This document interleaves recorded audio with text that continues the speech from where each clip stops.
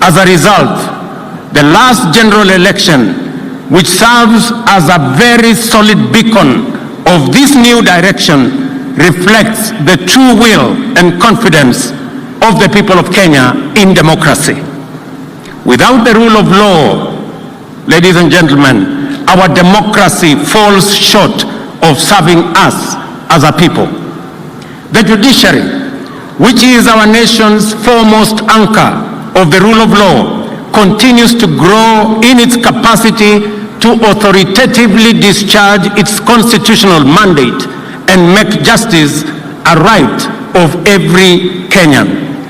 To provide effective and efficient services to the people, we have enhanced resources available to the judiciary, promoted respect for its independence, and submitted to its authority in order to deepen our credentials as a nation guided by the rule of law. To complete this framework of institutions designed to safeguard and promote constitutionalism and the rule of law, our constitutional commissions and independent offices have evolved to discharge their mandate in accordance with the Constitution and in the most constructive manner in support of good governance. The IEBC, Commission for Revenue Allocation, the Salaries Remuneration Commission, among many, have lived up to their constitutional expectations and Kenyans' aspirations. Today, there is much to celebrate about the strides we have made for the last 6 decades. The democratic credentials of our political culture are solid and our institutional maturity beyond any doubt. Fellow countrymen and women, 60 years ago, we certainly were far from where we are today. The progress we have made is undeniable. Our peers at that time, nations like South Korea, Singapore, and Malaysia, have similarly made immense progress in democratic and institutional maturity. They have, however, made much more economic progress than we, and as a consequence, we are much more advanced today.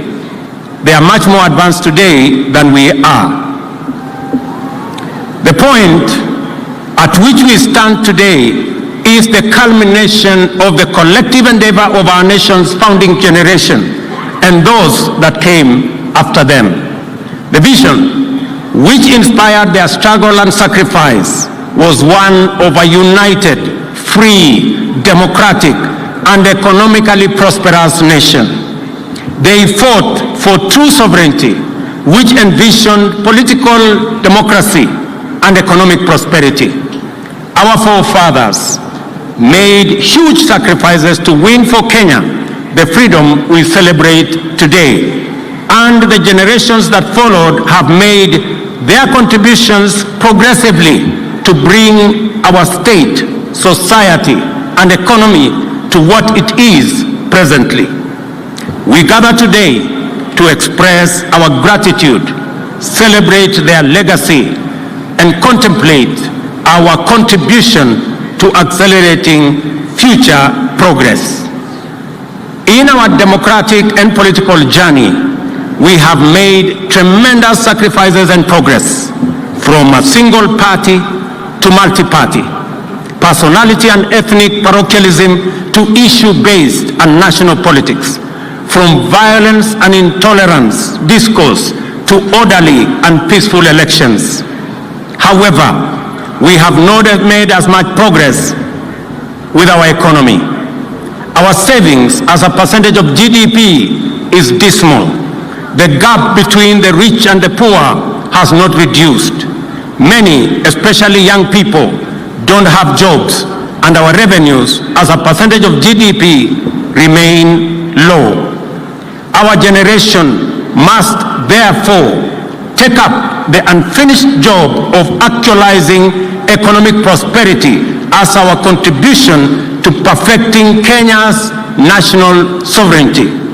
We owe this to those who made huge sacrifices to bestow on us a nation of promise.